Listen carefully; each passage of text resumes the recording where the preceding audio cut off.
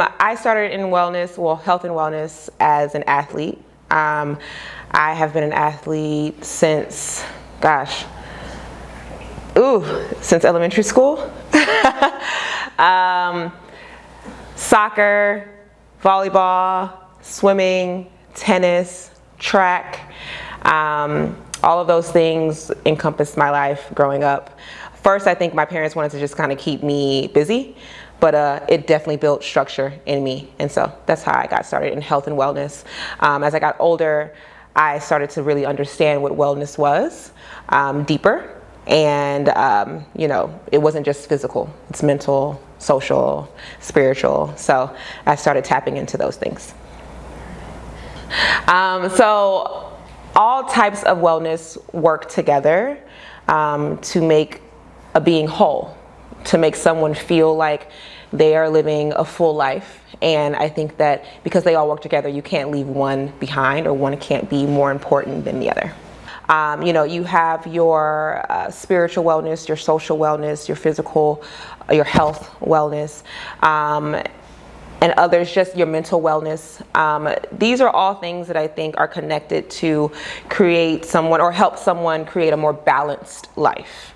I think that, focusing on one or two may leave you feeling drained with the others. Whew. Okay, so routine. This is what I press for everyone that I know. I think establishing a routine is super important, and it helps create balance because, we are creatures of routine in general.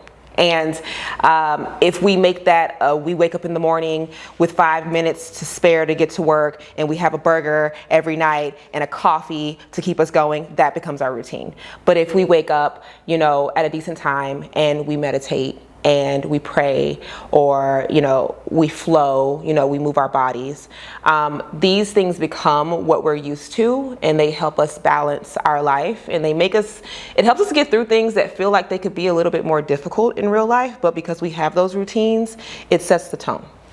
So if you have a busy schedule, I think the first thing to do to start a routine is to figure out what's most important to you. For me, when I was beginning my journey with really diving into wellness, and I didn't know kind of where to start or what tools I had in my toolkit just yet, I knew it was important for me to have a better morning when I rose. So I started with wake up early every morning. Just wake up early every morning. Maybe don't wake up and get straight to the gym. Maybe don't wake up and get straight to the kids, but at least wake up early every single morning and give yourself some time just to relax. So start with one thing and add on as you go. Nutritional wellness plays a part in my life in one of the biggest ways. If you're putting into your body McDonald's every day or fast food of some sort every day, you don't have the energy to show up for yourself or for others.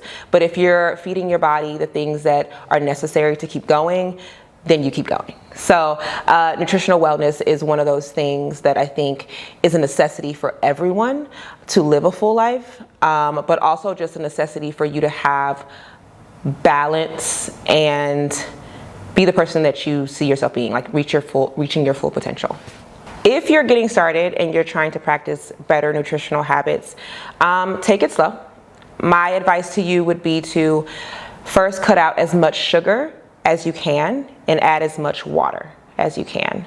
I think there's you want to try to balance out, and this doesn't mean you can't eat any sugar and you can't enjoy your life, obviously, but it does mean that your water intake needs to be higher and your sugar intake needs to be lower. Start there. You do not need a full-fledged gym to be active. I think that it starts with small movements. So if maybe instead of you committing to a gym, if that seems a little bit overwhelming, start with a walk, a 15 to 20 minute walk a day or every other day, and increase your time. And once you feel stronger, once you feel like you're more mobile, then you can enter the idea of a gym or enter the idea of a hike. It doesn't even need to be a gym. Tips on how to improve your health and wellness. I would say look to live a more balanced life. So if something is giving you anxiety, if something is making you feel like you're not yourself, remove yourself from these situations. That will help your mental health, which is a huge part of wellness. And overall, get outside, be with nature, let the sun touch your skin more.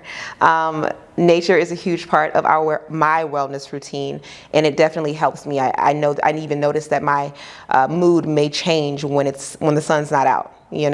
So if you're that type of person, you want to get outside more, you want to feel the sun on your skin, you want to be with nature more. So that's one way as well to ignite your health and wellness journey. Emotional wellness is, for me, the definition is learning how to manage and navigate your emotions. As people, our emotions can sometimes become who we are, and it takes actual time, energy, and patience to learn how to sit with those emotions, how to manage them, how to better express them. And once you get to a level where something that used to tick you off instead makes you feel like, I'm better than that, you got some emotional wellness, you're doing good. So in order to get to a place where you're feeling emotionally well, I think there are certain things that you can do to just balance your emotions. So meditation, I think being able to take a step back from something that may be either irking you or just making you emotionally unstable in the moment, walking away, and being able to have, a commitment to yourself. So I know for me, I used to be quick to temper. And that was a thing for me that I really wanted to change. And now the things that used to make me angry, I remind myself that I have a commitment to myself that we don't get angry this quickly. Like, what is it behind this? And that's another way of, gaining emotional wellness, is figuring out what is it actually underneath that anger or that emotion in general, that's causing it. So that takes therapy. Sitting with self, doing the things that make you feel good so that you can tap into why do those things make me feel bad.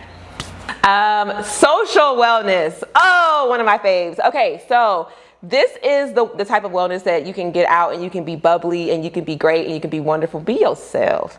I think it's about creating and maintaining amazing relationships with people and figuring out how to maneuver and do that dance with someone who's not you, because you don't know how their wellness journey is going, and even if you're tapped in, you're not them. So social wellness calls for us to be empathetic. It calls for us to be kind. It calls for us to be open, to other people and what they're going through.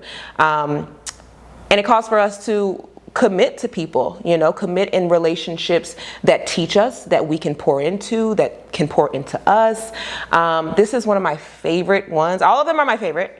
But I love social wellness because I happen to be a social butterfly, and it's something that that makes me feel good when I can make someone else feel good. And that's a part of your social wellness, allowing that part of yourself to come out. So if you're trying to heighten or get into a better stage of social wellness, go out, meet friends, say hi. No one's after you. It's gonna be fine. It's gonna be fine. But also stay safe. Take your mace. No, say hi to people. Be abundantly outgoing. Let that part of you shine. And have no fear with it. I think when you push through those fears and you allow yourself to meet new people and hold these relationships and have these connections with other people, other human beings, you learn so much about yourself, but you get to be somebody for someone that you're called to be. So, yeah. Girl, don't put me on spiritual, baby, because we be here. Okay, I was raised in a Baptist church. So look, everybody who watching them, cut that out, Mom. And cut. No. I mean, I think for spiritual, if you're looking for a heightened level of spiritual wellness, I think that is really knowing yourself. I don't even think it's about, you having to believe in this name over this name. I think it's really about knowing yourself, because you are your own higher power and you have the directness to the source. And I feel like, that means meditation, taking time with yourself. If you're not taking the time to hear what you're thinking and you're not battling those thoughts out, you're allowing those thoughts in. I know when I started my spiritual wellness journey, being that I've been raised in the church, I thought it was just, God and that's it. But it's not that, it's definitely not that. It's not black and white like that. There's so many gray spots. And I needed to sit with myself and figure out, dude, I don't really think that well of myself. I kind of talk bad about myself to myself. And you're the first person that has to hear you. So sitting with yourself and rewiring those thought processes and those energies heightens your wellness journey and strengthens your spiritual journey.